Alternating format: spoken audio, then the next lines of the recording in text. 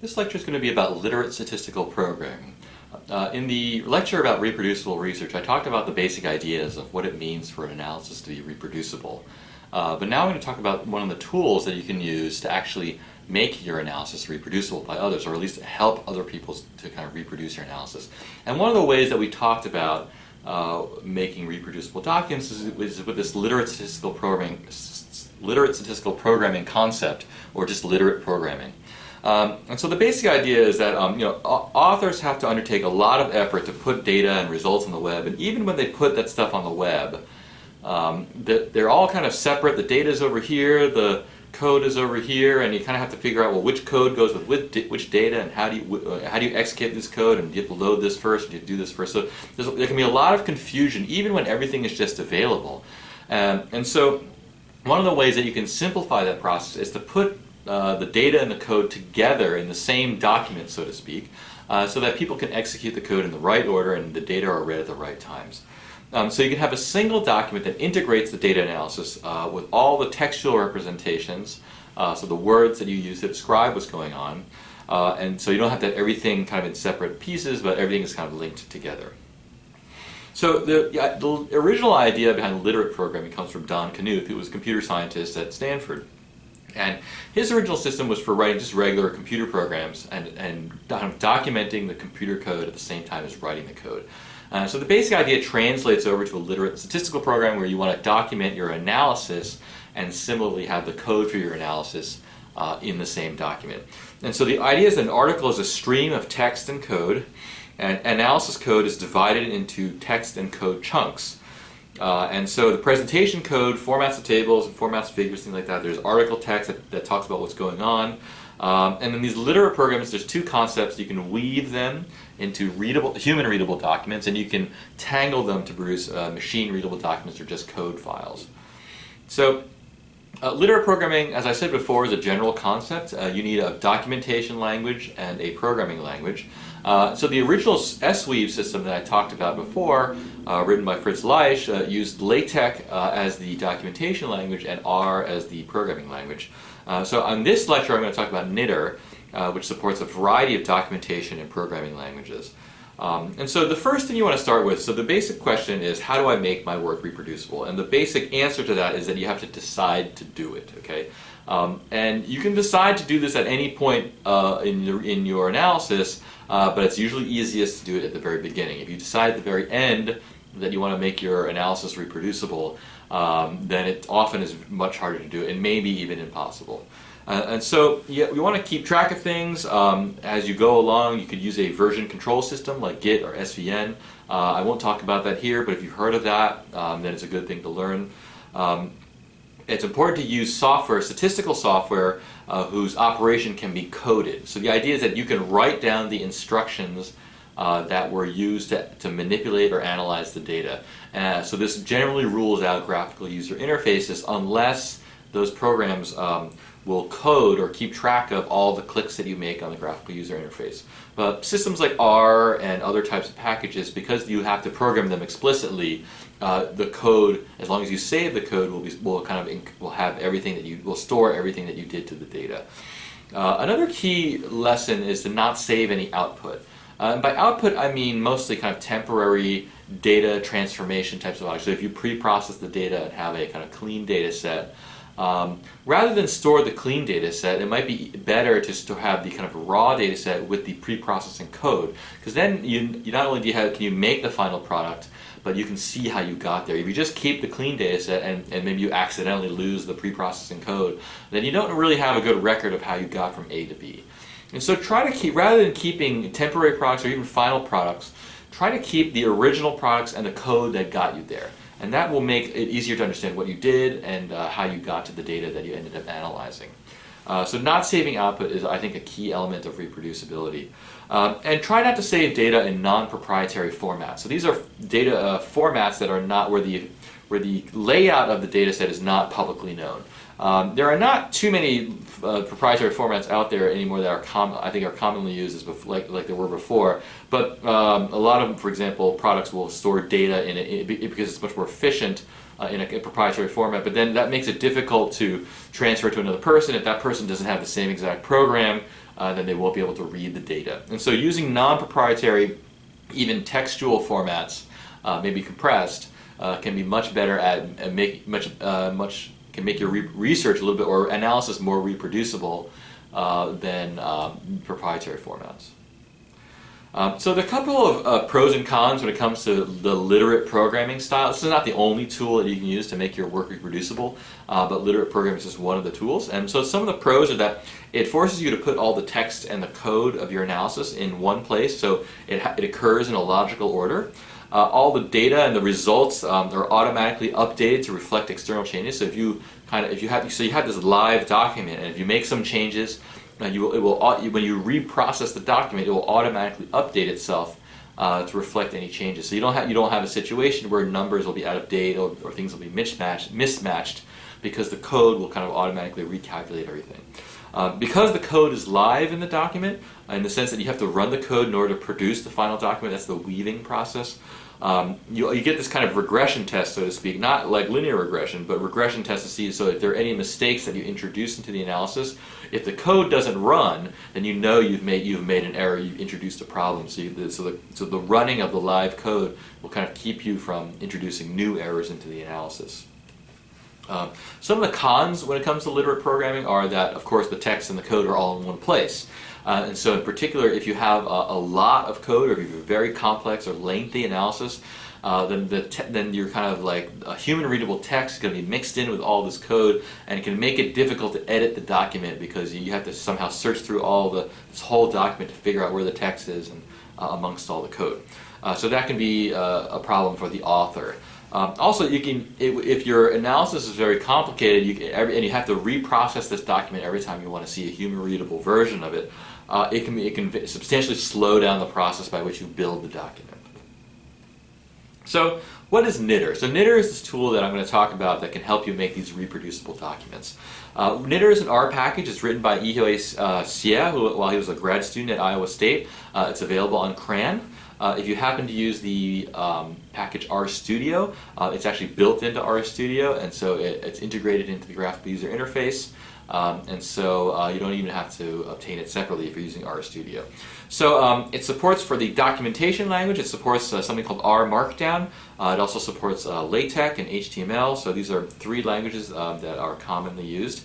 And then it can export to PDF and HTML, and you can also export to other formats if you're using other external tools like Pandoc. It's built right into RStudio for your convenience, as I just mentioned. So what do you need to use knitr? You need a recent version of R, you need a text editor. You can use the one that comes with RStudio if you happen to be using that. Otherwise, any old text editor will do. You need some support packages that are available from CRAN. These will be automatically downloaded if you use the install.packages function. You need some knowledge of one of the three documentation languages, so you either need to know Markdown, LaTeX, or HTML.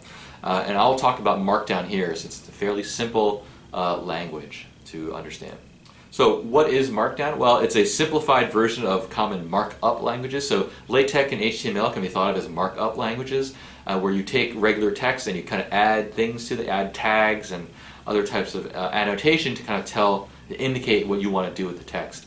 One problem with markup languages is that they can be kind of like they can be very difficult to read because there's all this kind of tags and things that can obscure the actual text.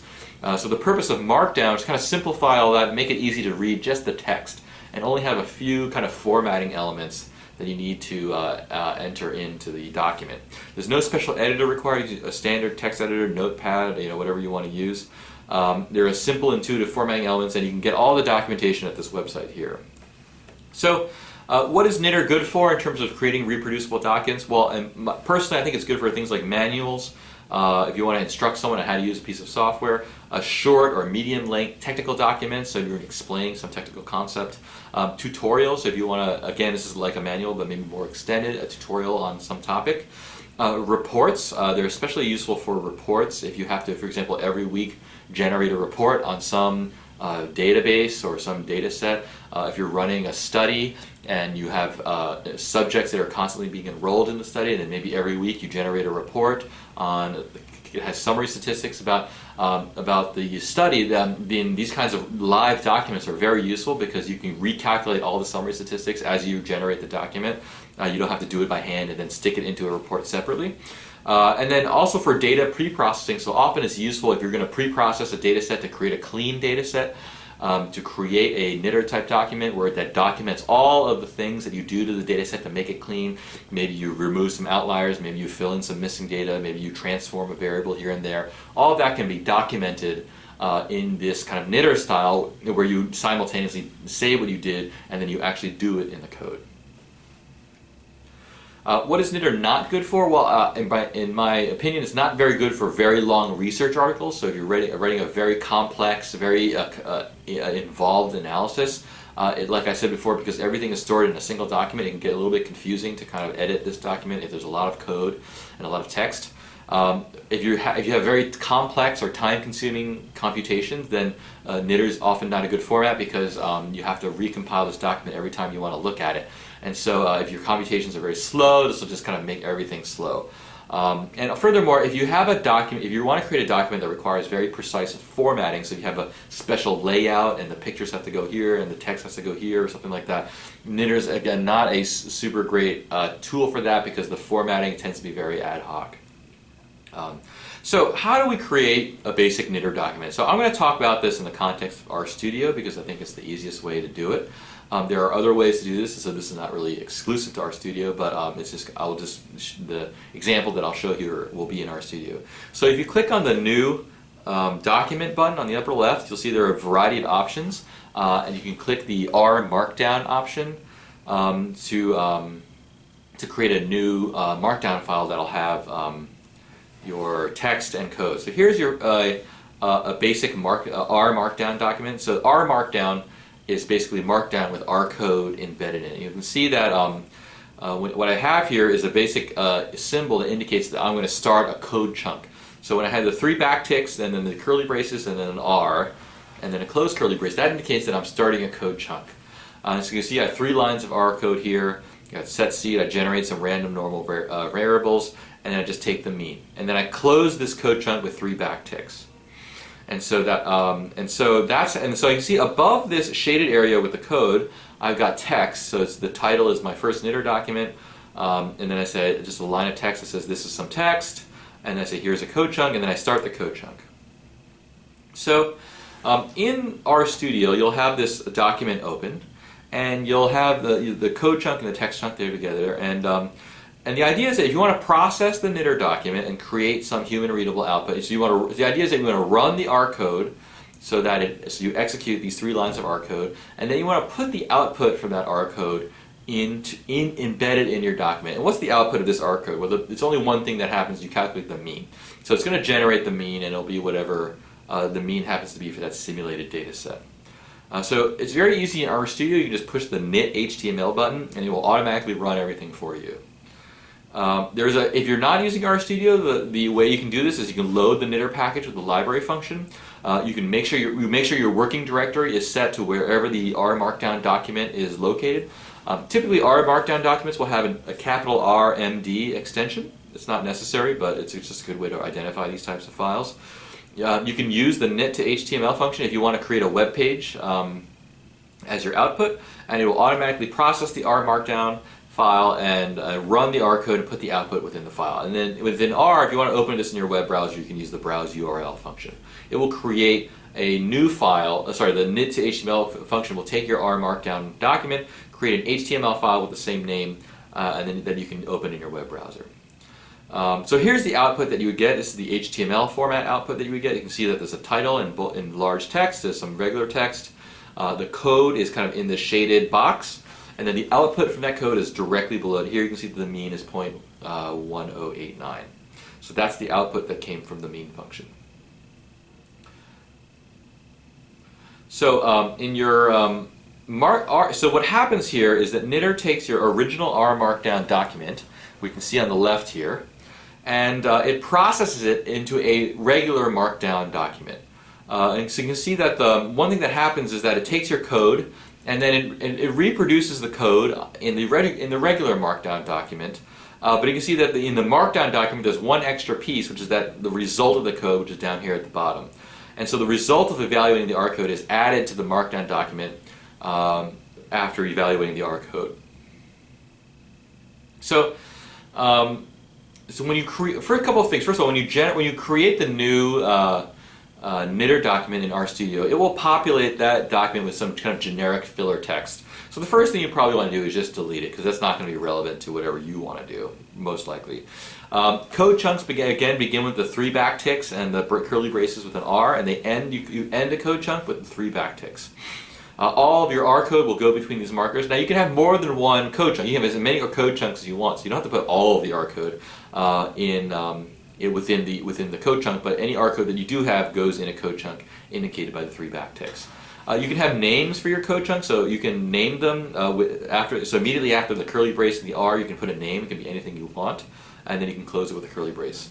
And then by default, the code in the code chunk will be echoed in the output document. So just like in the HTML document, you saw that it echoed the code and then it gave you the result of that code. By default, all the code chunks you'll be able to see in the document the code that was produced. So the processing of the knitr document happens in a certain way. First, the R markdown document is processed and creates a markdown document. Then the markdown document is converted to HTML, and then the HTML file is what you view and the file is the final product.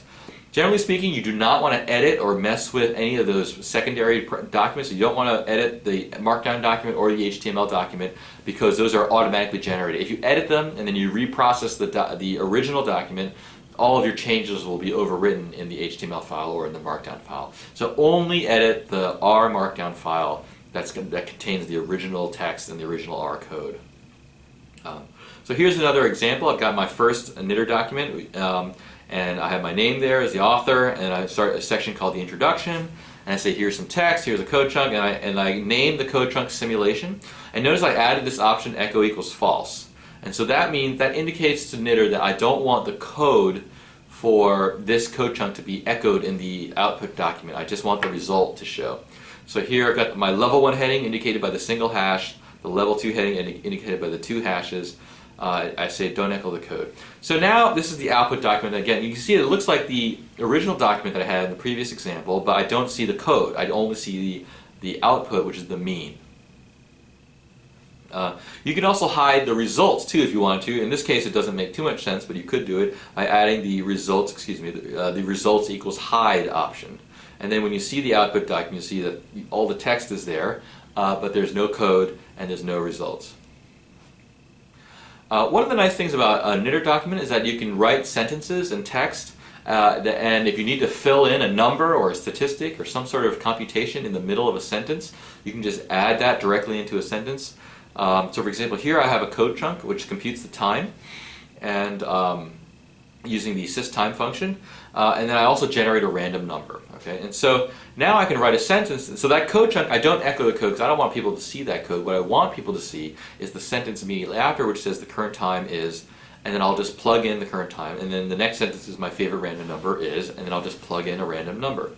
So here you can see the output is the current time is Wednesday, September 4th, and there's the time in 2013, and you can see my favorite random number is 1.1829. So that's how you can plug in computed variables or computed results in the middle in line with text.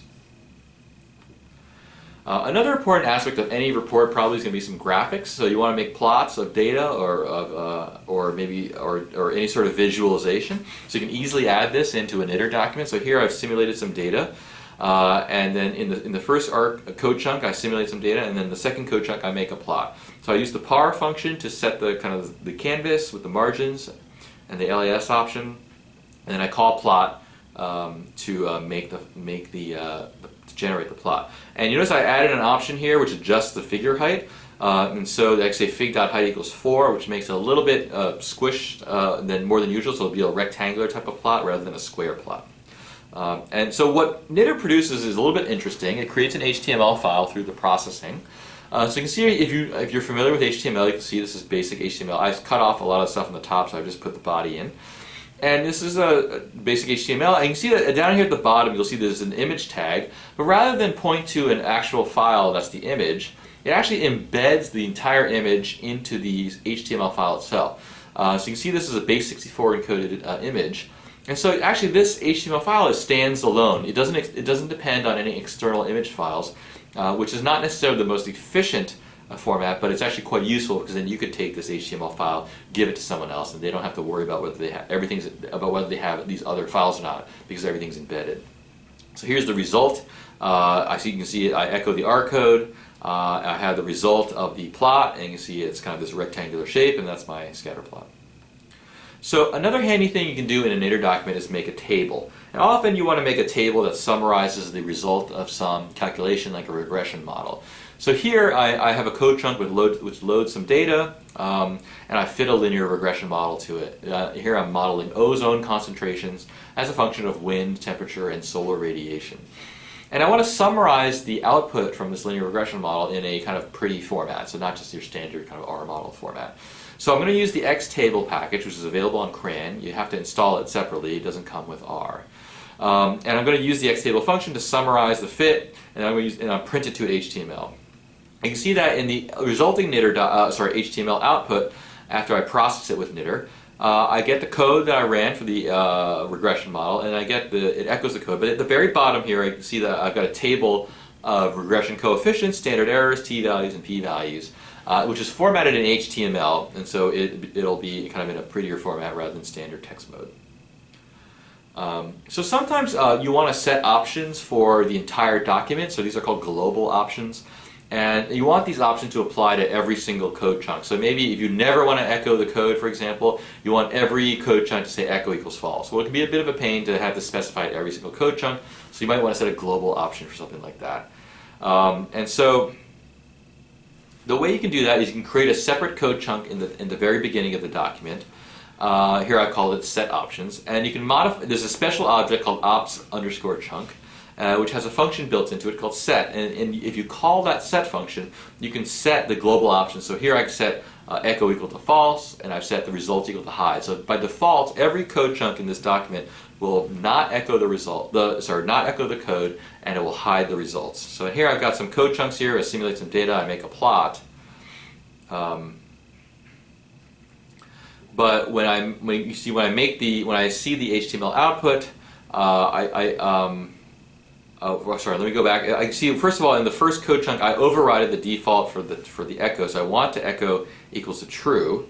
And then for the second code chunk, I don't want to echo the plotting code, and so I let the default occur. So here, the code that generates the data is echoed, but the code that creates the plot is not echoed. So some of the common options that are good to remember, of course you can always go back to the documentation on the knitr website. So the results can be specified as either hide or as is. As is means don't post-process the results, just show the raw results from whatever the output is. Echo can be true or false, so if you want to echo the code or not. For figures, usually you might want to modify the height and the width to be a specific type of size, so fig.height and fig.width are common options to set there. So one special case is when you have a code chunk and the computation takes a really long time to run. Now every time you process the knitr document to look at the HTML output, you're going to have to run this computation. So one strategy to avoid having to sit around and wait a long time is to cache the computation. And so caching computations can be very useful for kind of complex code chunks. And so the idea is that for each code chunk, there's a special option called cache. You can set cache equal to true, and what will happen is that for that code chunk, the first time you process the document, it will have to run the code in order to figure out what the output is. But then what it will do is it will store that output on the disk, and so that the next time you process the document, as long as nothing has changed, it will load the results from the disk, which is typically a lot faster than having to redo all the computations again. So this will save you a lot of time if you're doing this over and over again. So if the data or the code or something changes, then you will have to rerun the code again. There's really no getting around that. And so the caching will kind of update to represent the new results. If one code chunk depends on another code chunk that was previous to it, this dependency is not explicitly tracked by default, and so you'll have to make sure that if a previous code chunk has a dramatic change to it, and a downstream code chunk depends on it, then you rerun everything so that the cache doesn't get mixed into it. Chunks with significant side effects may not be cacheable. So if the code in a chunk has some effect that kind of outside the document, then it may not be possible to cache that. So just to summarize, I've talked about knitr in this lecture, which is a useful tool for doing literate statistical programming. It can be that will allow you to put text, code, and data and output all in one document. It uses a markdown formatting language, which is kind of very simple and easy to learn, and it creates HTML documents that you can view in any web browser. So I think it's a powerful tool for integrating text and code. As I mentioned before, there's pros and cons. It's not a perfect tool, but it may be useful to learn and for generating reproducible reports.